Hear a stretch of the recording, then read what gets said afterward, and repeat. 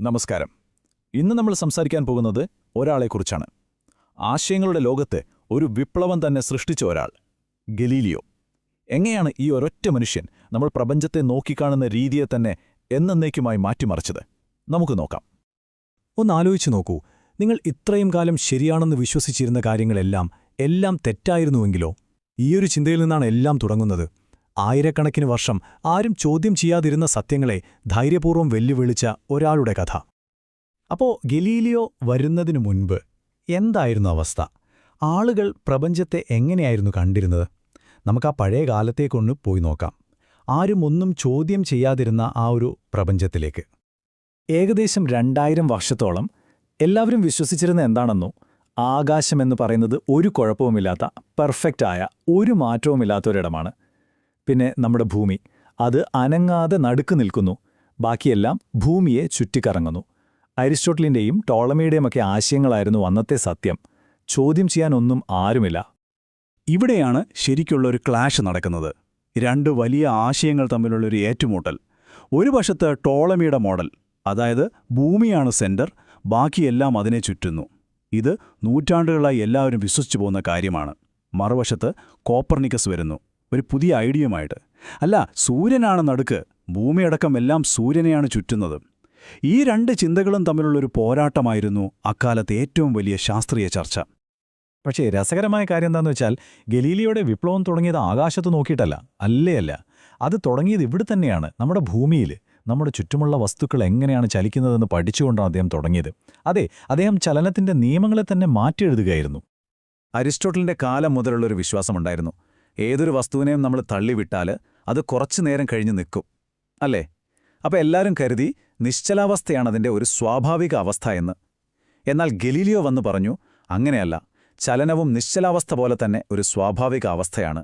ഒരു വസ്തുവിനെ നിർത്താനോ അല്ലെങ്കിൽ അതിൻ്റെ സ്പീഡ് കൂട്ടാനോ കുറയ്ക്കാനോ, ചുരുക്കി പറഞ്ഞാൽ അതിൻ്റെ ചലനം മാറ്റാൻ മാത്രമാണ് ഒരു ഫോഴ്സ് അഥവാ ബലം വേണ്ടതെന്ന് അദ്ദേഹം തെളിയിച്ചു. അദ്ദേഹം ഒരുപാട് പരീക്ഷണങ്ങൾ ചെയ്തു. ചരിവുള്ള പ്രതലങ്ങളിലൂടെ പന്തുകളൊക്കെ ഉരുട്ടിവിട്ടു. അപ്പോൾ അദ്ദേഹം ഒരു കാര്യം ശ്രദ്ധിച്ചു: താഴേക്ക് വീഴുന്ന വസ്തുക്കളുടെ എല്ലാം വേഗത കൂടുന്നത് ഒരേ രീതിയിലാണ്. അതിങ്ങനെ ക്രമമായി വർദ്ധിച്ചുകൊണ്ടിരിക്കും. ഇതിനെയാണ് നമ്മൾ സമത്വരണം അഥവാ യൂണിഫോം ആക്സലറേഷൻ എന്ന് പറയുന്നത്. അതായത് ഓരോ സെക്കൻഡ് കഴിയുമ്പോഴും വേഗത കൂടുന്നത് ഒരേ അളവിലായിരിക്കും. അപ്പോൾ ഗലീലിയോയുടെ ഏറ്റവും വലിയ സംഭാവന എന്താണെന്ന് ചോദിച്ചാൽ, അതൊരുപക്ഷേ അദ്ദേഹത്തിന്റെ കണ്ടുപിടുത്തങ്ങൾ പോലുമല്ല, മറിച്ച് അദ്ദേഹം കൊണ്ടുവന്ന ഒരു പുതിയ രീതിയാണ്, ഒരു പുതിയ ചിന്താരീതി. വെറുതെ പുസ്തകത്തിൽ പറയുന്നത് വിശ്വസിക്കുന്നതിന് പകരം നേരിട്ട് നിരീക്ഷിക്കുക, പരീക്ഷണങ്ങൾ ചെയ്യുക, അളവുകൾ എടുക്കുക. ഈയൊരു രീതിയിലെ ഇതാണ് സത്യത്തിൽ ആധുനിക ശാസ്ത്രത്തിന് അടിത്തറ പാകിയത്. അപ്പോൾ ഈ പുതിയ രീതി കയ്യിലുണ്ട്, കൂടെ ഒരു പുതിയ ഉപകരണവും.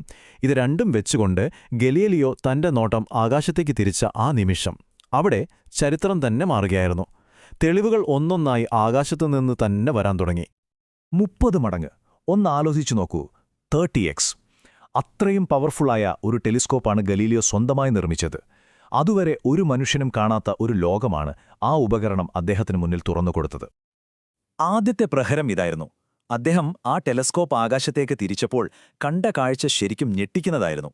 നമ്മൾ ഈ ആകാശഗംഗ അഥവാ മിൽക്കി വേ എന്ന് പറയുന്ന ആ പാൽ വെളിച്ചമില്ലേ, അതൊരു മേഘമല്ല, മറിച്ച് കോടിക്കണക്കിന് നക്ഷത്രങ്ങൾ ചേർന്നൊരു കൂട്ടമാണെന്ന് അദ്ദേഹം കണ്ടു. പ്രപഞ്ചം നമ്മൾ വിചാരിക്കുന്നതിനേക്കാൾ എത്രയോ വലുതാണെന്ന ആ നിമിഷം ലോകം തിരിച്ചറിയുകയായിരുന്നു. രണ്ടാമത്തെ പ്രഹരം. അടുത്തത് അദ്ദേഹം നോക്കിയത് നമ്മുടെ ചന്ദ്രനെയാണ്. എല്ലാവരും വിചാരിച്ചിരുന്നത് ചന്ദ്രൻ നല്ല മിനുസമുള്ള പെർഫെക്റ്റായ ഒരു ഗോളമാണെന്നായിരുന്നു. പക്ഷേ ഗലീലിയോ കണ്ടത് അതല്ല. ഭൂമിയിലുള്ളതുപോലെ തന്നെ പർവ്വതങ്ങളും താഴ്വരകളും ഗർത്തങ്ങളുമൊക്കെയുള്ള ഒരിടമാണ് ചന്ദ്രൻ.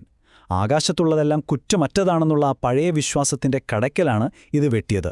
ഭൂമിയും മറ്റ് ആകാശഗോളങ്ങളെപ്പോലെ ഒരു ഗോളം മാത്രമാണെന്ന ചിന്തയ്ക്ക് ഇത് വലിയൊരു തുടക്കമായി. മൂന്നാമത്തെ പ്രഹരം.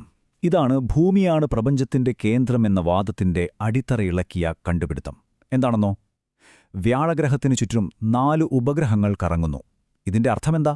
പ്രപഞ്ചത്തിലെല്ലാം ഭൂമിയെ മാത്രമല്ല ചുറ്റുന്നത്. ഇതാ, വ്യാഴത്തിന് സ്വന്തമായൊരു മിനി സോളാർ സിസ്റ്റം പോലെ, ഭൂമിയെപ്പോലെ മറ്റു കേന്ദ്രങ്ങളും സാധ്യമാണെന്ന് ഇതിൽ പരം വലിയൊരു തെളിവ് വേറെയില്ല. ഇനി കോപ്പർനിക്കസിന്റെ സിദ്ധാന്തത്തിനുള്ള അവസാനത്തെ ഏറ്റവും വലിയ തെളിവ്, ഒരു തരത്തിലും നിഷേധിക്കാൻ പറ്റാത്ത ഒന്ന്: ശുക്രന്റെ വൃദ്ധിക്ഷയങ്ങൾ. അതായത് വീണസ് എന്ന ഗ്രഹം ചന്ദ്രനെ പോലെ പൗർണമിയും അമാവാസ്യമൊക്കെ കാണിക്കുന്നു. ഗലീലിയോയുടെ കണക്കുകൂട്ടൽ പ്രകാരം ഇങ്ങനെ സംഭവിക്കണമെങ്കിൽ ശുക്രൻ സൂര്യനെ ചുറ്റിയേ മതിയാവൂ, ശുക്രൻ ഭൂമിയാണ് ചുറ്റുന്നതെങ്കിൽ ഇങ്ങനെ പൂർണ്ണമായ ഘട്ടങ്ങൾ കാണാൻ സാധിക്കില്ല. ടോളമിയുടെ സിദ്ധാന്തത്തിന് ഇതിനൊരു വിശദീകരണവുമില്ലായിരുന്നു. അതോടെ ആ പഴയ വാദത്തിന്റെ കഥ കഴിഞ്ഞു. അപ്പോ ഗലീലിയോയുടെ കണ്ടുപിടുത്തങ്ങളെല്ലാം ശരിക്കും അത്ഭുതപ്പെടുത്തുന്നവ തന്നെയായിരുന്നു അല്ലേ? പക്ഷേ അതിനപ്പുറം എന്തായിരുന്നു അദ്ദേഹത്തിന്റെ യഥാർത്ഥ പൈതൃകം? എന്താണ് അദ്ദേഹം നമുക്കുവേണ്ടി ബാക്കി വെച്ചത്? അതിന്റെ ഉത്തരം ഒരു ശാസ്ത്രജ്ഞന്റെ നോട്ടുബുക്കിലുണ്ട്. അതെ, ഗലീലിയോയുടെ ഏറ്റവും വലിയ സംഭാവന ഒരു ചന്ദ്രനെയോ ഒരു നക്ഷത്രത്തെയോ കണ്ടെത്തിയതല്ല, മറിച്ച് സത്യം എങ്ങനെ കണ്ടെത്താം എന്നതിന് അദ്ദേഹം ഒരു പുതിയ വഴി കാണിച്ചു തന്നു. കേട്ടുകേൾവി വിശ്വസിക്കാതെ ചോദ്യങ്ങൾ ചോദിച്ച് സ്വന്തം കണ്ണുകൊണ്ട് കണ്ട് പരീക്ഷണങ്ങളിലൂടെ ഉത്തരം കണ്ടെത്താനുള്ള ആ ഒരു രീതി, അതാണ് ശാസ്ത്രീയ രീതി.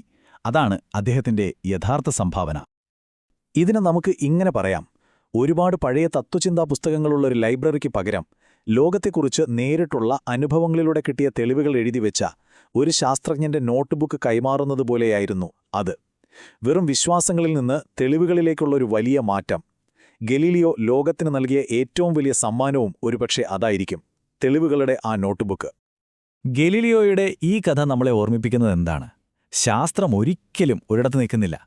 അതെപ്പോഴും മുന്നോട്ട് പോയിക്കൊണ്ടിരിക്കും, പഴയ സത്യങ്ങളെ തിരുത്തി എഴുതിക്കൊണ്ടിരിക്കും. അപ്പോൾ എൻ്റെ ചോദ്യം ഇതാണ്: ഇന്ന് നമ്മളെല്ലാവരും വ്യക്തമായ സത്യം എന്ന് കരുതുന്ന ഏത് കാര്യമായിരിക്കും നാളത്തെ ഒരു ശാസ്ത്രജ്ഞന്റെ നോട്ട്ബുക്ക് തിരുത്തി എഴുതാൻ പോകുന്നത്? ആ ഒരു ചിന്തയോടെ നമുക്ക് നിർത്താം.